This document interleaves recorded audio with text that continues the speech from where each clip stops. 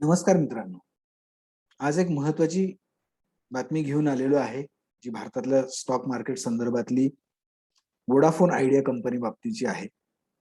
आपल्याला माहिती आहे की व्होडाफोन पीएलसी जी ब्रिटिश कंपनी आहे आणि आयडिया सेल्युलर जी आदित्य बिर्ला ग्रुपची कंपनी होती, या दोघांचं मर्जर होऊन व्होडाफोन आयडिया ही कंपनी झालेली आहे. आणि सध्याच्या ज्या घडामोडी झालेल्या आहेत, त्याच्यावरनं ही जी कंपनी आहे, ही कंपनी दिवाळखोरीच्या दिशेने चाललेली आहे का? आणि ह्या कंपनीमध्ये असलेल्या शेअर होल्डर्सचं काय, किंवा ह्या कंपनीमध्ये इन्व्हेस्ट करायला हवं का, ह्या सगळ्या गोष्टींवर आपण चर्चा करूया.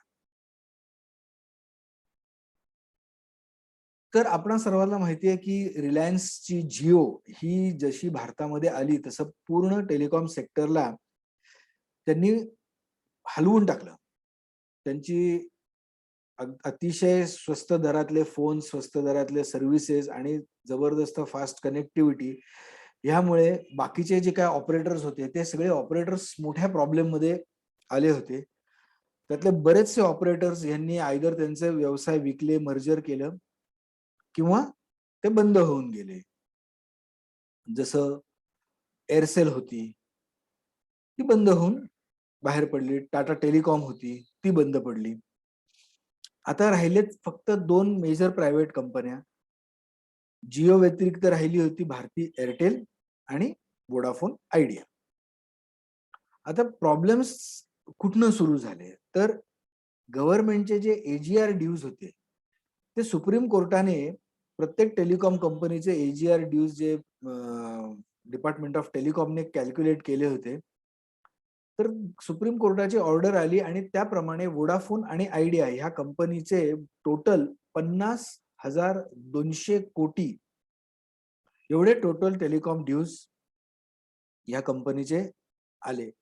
त्याच्या विरोधात बऱ्याच वेळा ह्या कंपन्या कोर्टामध्ये गेल्या, पण कोर्टाने काय त्यांना काही रिस्पेक्ट दिला नाही. कोर्ट म्हणाले की हे एवढी तुमची लायबिलिटी आहे, तुम्हाला ही भरावी लागेल. अर्थात त्यांनी काही टप्पे दिले होते, त्या टप्प्यानुसार तुम्हाला भरता येईल.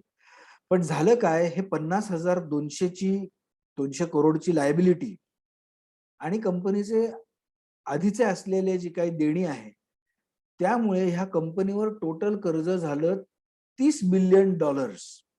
आता $30 बिलियन कर्ज एवढ्या छोट्या कंपनीसाठी म्हणजे ते टोटली अनवायबल झालं. कंपनीचे ऑपरेशन्स करणं, कंपनीला काम करणं टोटली मुश्किल झालेलं आहे. आणि ह्या सगळ्या गोष्टींमधनं आणखीन एक गोष्ट झाली, ती म्हणजे पैसे नसल्यामुळे कंपनीला त्यांच्या इन्फ्रास्ट्रक्चरमध्ये इन्व्हेस्ट करता आलं नाही, त्यांना सर्व्हिसेस वाढवता आल्या नाही. दुसऱ्या बाजूने भारती एअरटेल आणि जिओ यांनी त्यांच्या सर्व्हिसेस सतत वाढवत गेले, चांगली सर्व्हिस देत राहिली, चांगली कनेक्टिव्हिटी देत राहिली. कस्टमर्स त्यामुळे ऑटोमॅटिकली नंबर पोर्टेबिलिटी झाल्यामुळे नंबर चेंज न होता तोच नंबर आयडिया मधनं भारती एअरटेल किंवा रिलायन्स जिओ मध्ये शिफ्ट झालं. त्यामुळे व्होडाफोन आयडियाचं कस्टमर बेस खूप लवकर इरोड झाला. म्हणजे 2018च्या फिगर्स बरोबर कंपेअर केलं तर कंपनीचे जवळजवळ 35% कस्टमर्स कमी झालेले आहेत. त्यामुळे एका बाजूला रेव्हेन्यू कमी झालेला आहे आणि दुसऱ्या बाजूला त्यांची देणी वाढत गेलेली आहे. त्यामुळे कंपनीला भयंकर नुकसान झाले आणि कंपनी खूप मोठ्या संकटामध्ये आलेली आहे. हे सगळं पाहता कंपनीचे जे प्रमोटर्स आहेत, जे व्होडाफोन पीएलसी जी ब्रिटिश प्रमोटर आहेत, त्यांनी तर या कंपनीमध्ये लावलेले सगळे पैसे हे लॉस म्हणून डिक्लेअर केले, टोटली राईट ऑफ केलेले आहेत. तसंच आदित्य बिर्ला ग्रुपने देखील ही जी इन्व्हेस्टमेंट आहे पूर्ण राईट ऑफ केलेली आहे.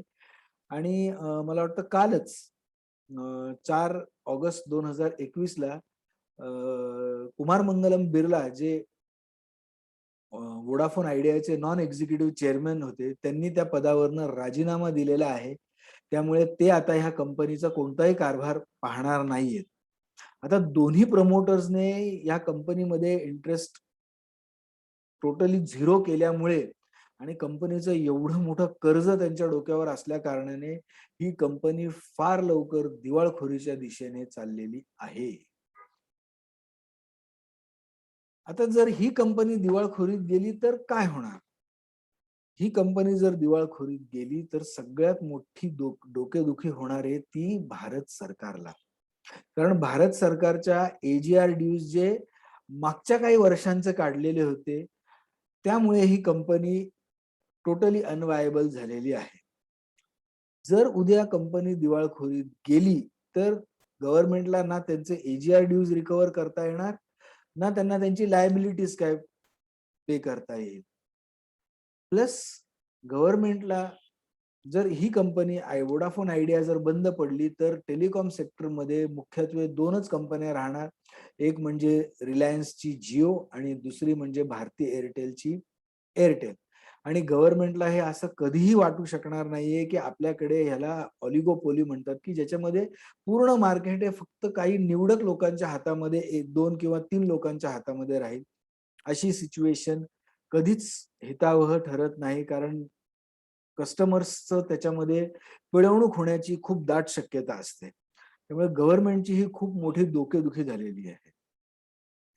मग ह्या सगळ्यांमधनं ऑप्शन काय? तर ऑप्शन एकच दिसतोय की कंपनीचं राष्ट्रीयकरण करून ती गव्हर्नमेंटने टेक ओव्हर करावी. आदित्य बिर्ला ग्रुपचे कुमार मंगलम बिर्लांनी already proposal chief secretary Bharat सरकारकडे ऑलरेडी पाठवलं होतं. ते म्हणाले होते की आमची संपूर्ण जे काही शेअर्स आहेत प्रमोटर्सचं ते आम्ही विना मोबदला गव्हर्नमेंटला ट्रान्सफर करायला तयार आहोत. गव्हर्नमेंटने कस्टमर्सचा हित बघून, एम्प्लॉईजचं हित बघून, टोटल टेलिकॉम सेक्टरचं हित बघून ही पूर्ण कंपनी नॅशनलाइज करावी, असं प्रपोजल ऑलरेडी कुमार मंगलम बिर्ला यांनी गव्हर्नमेंट ऑफ इंडियाकडे दिलेलं आहे. तर आता जर ही कंपनी गव्हर्नमेंट ऑफ इंडियाने जर टेक ओव्हर केली तर ऑलरेडी गव्हर्नमेंटकडे टेलिकॉम सेक्टर मधल्या दोन ह्यूज लॉस मेकिंग कंपन्या आहेत. एक म्हणजे BSNL आणि दुसरी म्हणजे MTNL. त्यामुळे ही तिसरी कंपनी त्यांना खूप मोठी डोकेदुखी ठरू शकेल.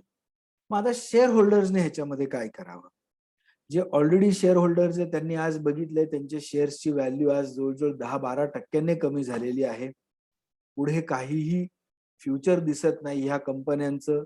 पुढे काहीही फ्युचर दिसत नाहीये ह्या शेअर होल्डर्सचं. आज एवढी मोठी बॅकिंग असलेली वोडाफोन सारखी मोठी ब्रिटिश कंपनी ज्याचं जगभरात जाळं पसरलेलं आहे, आदित्य बिर्ला जो अतिशय मोठा आणि खूप रिस्पेक्टेड ग्रुप आहे भारतातला, असे दोन प्रमोटर्स असलेली कंपनीचा शेअर मात्र ₹6 झालेला आहे. अगदी पेनी स्टॉक झालेला आहे. तर त्याचे लॉसेस, कंपनीचे लॉसेस बघता, त्याचं कर्ज बघता, त्याची देणी बघता, जरी गव्हर्नमेंटने उद्या ही नॅशनलाइज केली कंपनी तरीही मला वाटत नाही की शेअर होल्डर्सच्या हाती काहीही अमाउंट राहील. जसं रुची सोयाच्या केसमध्ये पूर्ण शेअर्स राईट ऑफ केले, तसंही एखाद्या वेळेस या कंपनीचे शेअर्स राईट ऑफ होण्याची खूप जास्त शक्यता आहे. जर कंपनी बंद पडली किंगफिशर एअरलाईन्स सारखी तर पुढे तर भवितव्य शून्यच आहे. पण जरी गव्हर्नमेंटने टेक ओव्हर केलं तरी एक्झिस्टिंग शेअर होल्डर्सला काहीही मिळणार नाहीये, असं मला वाटतं. मग आता ह्याच्यामध्ये विषय असा आहे की आपण ह्याच्यामध्ये इन्व्हेस्ट करावे का? की आज ₹6 जर हा शेअर मिळत असेल आणि जर त्याचे एवढे चांगले प्रमोटर्स असतील तर ह्या कंपनीमध्ये इन्व्हेस्ट करावं का? तर कंपनीची सद्यस्थिती पाहता, कंपनीचं मार्केट पाहता, कंपनी कंटिन्युअसली कस्टमर्स इरोड होत आहेत, प्रमोटर्सने टोटली हात वर केलेले आहेत, प्रचंड प्रमाणामध्ये कर्ज जे टोटली अनसर्व्हिसेबल आहे. ह्या सगळ्या गोष्टी जर बघितल्या तर कंपनीमध्ये काहीही व्हॅल्यू राहिली नाही, हे आपण लगेच जाणून घेऊ शकतो. कंटिन्युअस फॉल त्याच्या शेअर प्राइस मध्ये आपण पाहत आहोत. आज 5 ऑगस्टलाच 12%, एका दिवसातच 12% त्याची व्हॅल्यू पडलेली आहे. त्यामुळे शेअर होल्डर्सचं देखील खूप मोठं नुकसान ह्या कंपनीमध्ये होते. तर ह्याचा सगळ्याचा सारांश एवढाच की नवीन इन्व्हेस्टर्स किंवा शॉर्ट टर्म इन्व्हेस्टर्स यांनी शेअर मार्केटमध्ये ह्या शेअरमध्ये पैसे लावू नये. अतिशय रिस्क आहे याच्यामध्ये, पूर्ण पैसे शून्य व्हायची. एक्स्ट्रीम रिस्क टेकर्स जे आहेत, जे प्रचंड रिस्क घेऊन काम करू शकतात किंवा ज्यांचा पोर्टफोलिओ मोठा आहे आणि अगदी छोटासा भाग की बाबा झाले तर या कंपनीचे शेअर्स डबल होतील जर कंपनी रिवाइव्ह केली, गव्हर्नमेंटने जर त्यांचं कर्ज माफ केलं किंवा जी काही देणी माफ केली, समजा काही गव्हर्नमेंटने त्यांना काही स्कीम दिली, तर एखाद्या वेळेस ही कंपनी यातनं बाहेर येऊ शकण्याची एक छोटीशी आशा आहे. त्यामुळे एक्स्ट्रीम रिस्क टेकर्सने कंपनीचा जो ऑल टाइम लो आहे ₹3 त्याच्या जवळपास ह्या कंपनीचे शेअर्स खरेदी करावे. पण हे लक्षात ठेवून की की हे ₹3 देखील ₹0 होण्याची भरपूर जास्त शक्यता आहे. बाकीच्या मंडळींनी ह्याच्यामध्ये हात घालू नये असं मला वाटतं. कोणताही इन्व्हेस्टमेंट डिसिजन्स बाय करायचा, सेल करायचा, होल्ड करायचा असेल, तर तुम्ही तो निर्णय घ्यायच्या आधी तुमच्या फायनान्शियल ॲडवायझरशी नक्की ह्याच्यावर सल्लामसलत करा आणि नंतरच त्याच्यावर निर्णय घ्या. ही एक अतिशय मोठी घडामोड झालेली आहे भारतीय टेलिकॉम सेक्टर मधली आणि तशी आपल्या स्टॉक एक्सचेंजवर लिस्टेड असलेल्या एका खूप चांगल्या पेडिग्री असलेल्या कंपनीची. मला वाटलं ही गोष्ट तुमच्यापर्यंत पोहोचवावी. हा माझा एक छोटासा प्रयत्न होता. तुम्हाला कसा वाटला ते मला जरूर कमेंट्समध्ये कळवा आणि आपण अशाच काही बातम्या स्टॉक मार्केटशी रिलेटेड, फायनान्स जगताशी रिलेटेड, इकॉनॉमीशी रिलेटेड आपण अशाच बातम्या याच्यावर पुढे चर्चा करत राहू. तोपर्यंत नमस्कार. धन्यवाद.